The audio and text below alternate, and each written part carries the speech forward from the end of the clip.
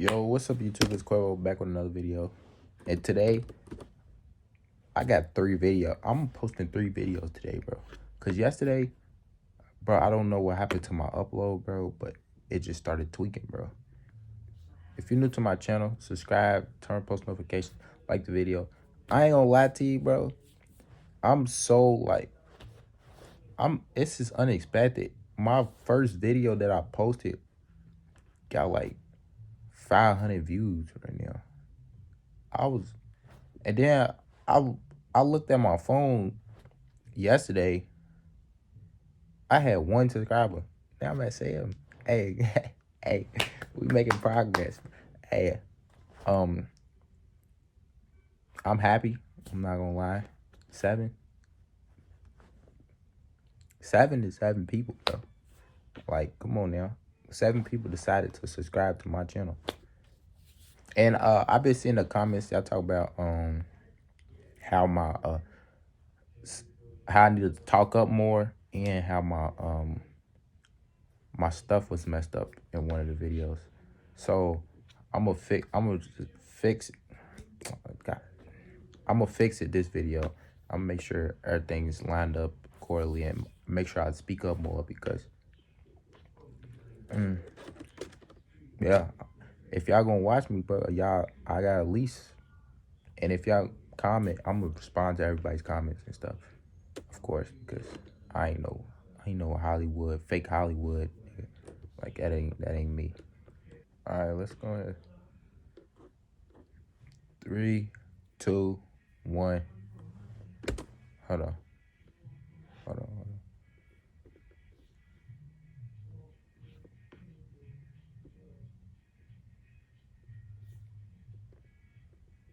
3, 2, 1.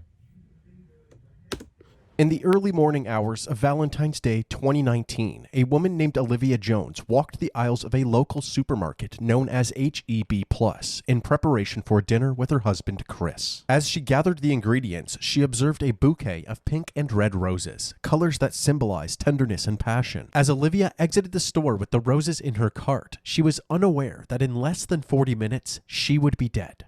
A horrible consequence of so-called toxic love. The police would find her on her bedroom floor in a quiet neighborhood in Beaumont, Texas. 11 minutes earlier, her loving husband, Chris, dialed 911. Beaumont 911. What is the address of your emergency? Olivia! Please, hurry. Someone take the gun. Tell me what's going on. I'm at home. My wife's inside the head. Please. Somebody shot in the head. My wife, please. Tell me. Okay. What the? Take the gun? What is it? What the fuck? How did the police not hear that? They just overpassed him saying take the gun? You high. Where is she shot? In the head. Okay, where in the head? Take it and it went off. Okay. I want you to try to control the bleeding. As soon as the call disconnected, officers headed on their way to the Beaumont, Texas home of Chris and Olivia, located at 5575 Pine Bur Boulevard. At 8:55 a.m., they arrived. Officer Otis Butler was met by a familiar face, 40-year-old Christopher Ray Jones, who was visibly distressed. Officer Butler was close friends with Chris and his wife Olivia. His body cam was rolling while Chris urged the officers to hurry into the house. She in my bedroom. Where's the gun? In the bedroom, broken down on the dresser. Come this way. Okay. Please, come this way. This way. Okay. Please. Olivia! As alluded to earlier, the officers made their way to the bedroom and found Olivia lying on the floor. Baby! Sir. Okay. Sit back. What's up, Mr. Butler? I tried to take it. Get his. Mom! Olivia was found face down with a gunshot wound to the back of her head. Astonishingly, she was still breathing. When the officers rolled her over, they discovered that the bullet had pierced through her right eye. The room she was found in was covered in blood, with spatter all over the walls. The paramedics arrived, and while they tended to Olivia, the police secured the area. Officer Butler had Chris walk him through the events leading up to the shooting. What happened? we had a disagreement. And I say, baby, if you're not working with me, you're working against me. I say, we've been doing this. My 19-year-old stepdaughter was 8. My 11-year-old was 1. I say, Olivia, we can't get it together. We can't be together. Okay. We got several. And I say, I just want a divorce. And her reaction was, she got the gun. I said, give me the gun. She like, I don't remember which hand. I'm like, give me that gun. What is you doing? Stop trying to scare me. I took it. So when you grabbed it, went off? She yanked. I grabbed it and she yanked back. And the gun went off. Okay. The gun went off. Chris's story immediately set off red flags. How could Exactly what I was about to say. If you're shooting if y'all fighting with a gun, she's gonna shoot herself somewhere in the front of her face. It could be her face, the side. It's the back of the head is not adding up, bro.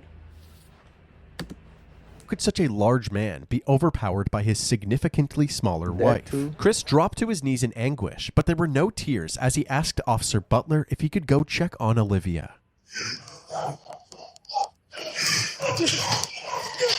Mr. Butler, I got help. No. You don't need to go in there, okay? Is she alive? Yeah, she is. She is. We got him. Is she alive, Mr. Butler? Please don't tell me she's alive and she's not. Yeah, when I saw her, she was. She was talking? She wasn't talking. Is she breathing? It looked like she was breathing, yeah. Ooh, good. Like, don't go in there, sir. Please. Sir, I need you to stay right here with me, okay? And calm down. Calm down. Upon learning that Olivia was still breathing, Chris's reaction seemed strangely devoid of relief or happiness. Another red flag for Officer Butler. Back inside the home, Olivia's wounds proved to be fatal, and just after 9 a.m., she was pronounced dead. Officers searched the rest of the home and noticed that in addition to the surveillance cameras installed on the exterior of the house, there were 2 more cameras mounted in the living room, monitoring the interior of the house as well. They also discovered the gun that Olivia was shot with, a 9mm pistol covered in blood. However, they found it strange that the gun was in a different room from where the shooting took place. If Olivia was holding the gun when it went off, how did it end up in a different room? The only logical answer was that Chris must have moved it. Following this discovery, the officers decided that the best course of action was to detain Chris until they had a better understanding of what really happened. As Chris was getting handcuffed, his 19-year-old daughter, Ariel, arrived at the house. She had already been contacted by Chris, who told her what had happened. She was clearly devastated.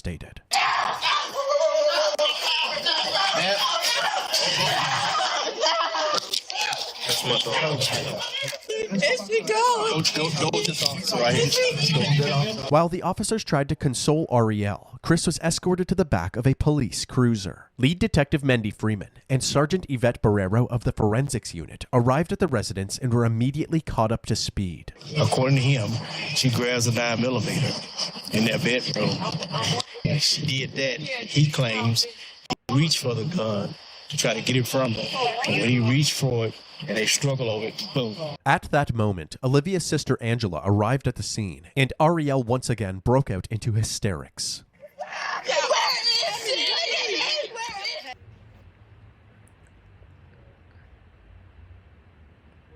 This nigga's... He shot her in the back of the head, bro. I just want to find out for what reason. You have a daughter and all type of stuff. You got 2 daughters, and you wasn't thinking at all, bro. You want them to go through this for the rest of their lives? Like, that's not, bro. What? Niggas be weird. Killing girls, gang? The evidence was collected and sent to the crime lab. Chris was brought down to the station where they took photos of his hands still covered in blood. They're waiting for the lead detectives. They're going to be the ones that actually interview you, so. When the detectives finally arrived at the station, they started Chris's interview by asking him what caused the argument. He said that he felt as if Olivia wasn't pulling her weight in the relationship. I am very particular. If you heard that, that's true. I am very particular. You strive for the best for people. I work really hard, and I don't make excuses for myself, and I don't accept excuses for anybody else. After telling her that he wanted a divorce, she went to the bedroom and grabbed the gun. What did you say? Really? You serious? Really? This is not going to solve anything. Okay. You know, this is not, you do not want to do that. You put that freaking gun down before you make a mistake and hurt yourself. She was crying. She was crying. Chris handed over his cell phone, which had access to the home security camera footage. Say you want to access just that camera. You touch that. And that's just that camera. Okay. You follow what I'm saying? So far, let's go back So to go devices. Yes, sir. And Everything is labeled. carport, backyard, front door, back door, laundry room, inside garage, living room, kitchen. The police examined this footage, hoping to corroborate Chris's story. At 8:41 a.m., Olivia can be seen going about her morning routine in the kitchen. Then, all of a sudden, the footage cuts out. 3 minutes later, at 8:44 a.m., the video is back up, and Chris is captured frantically pacing around the house while on the phone with 911. 11 minutes later, at 8:55 a.m., the responding officers can be seen entering the residence. That means that Olivia must have been shot during this. This nigga cut the cameras off. Go ahead and sentence that nigga. He's cooked. Cause there's how the cameras go off for 3 minutes.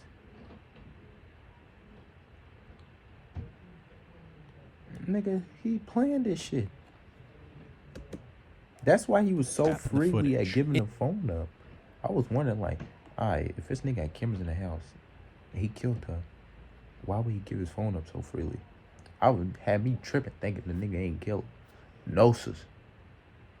Now got me looking stupid, nigga. So really sentence this nigga. Sentence this nigga to life. In the interrogation room, Chris was asked why this footage was missing. He claimed that he had no idea. We're still trying to pull up these videos here, okay? Why would there be no recordings on it? I don't know. It should be. Everybody that went in that house should be on it. But like I said, the internet, you can go through days and it pretty much does it. We shouldn't have bought that. You just keep, like, you can pick whatever day you want and it's never going to be consistent. That's why I said it was a waste of money. Well, I'm wanting desperately to find some video on here that corroborates what you're telling us, but almost all the videos start right after this event happened. Chris had a bunch of excuses, from internet problems to not charging the camera properly. But at this point, the detectives were taking anything Chris said with a grain of salt. It seemed more likely that Chris, the only one with access to the footage, had tampered with it. Since they did not have the video, they had Chris reenact the moment that he tried to disarm Olivia. Now go ahead and do my initial. She pulls it. Give me the.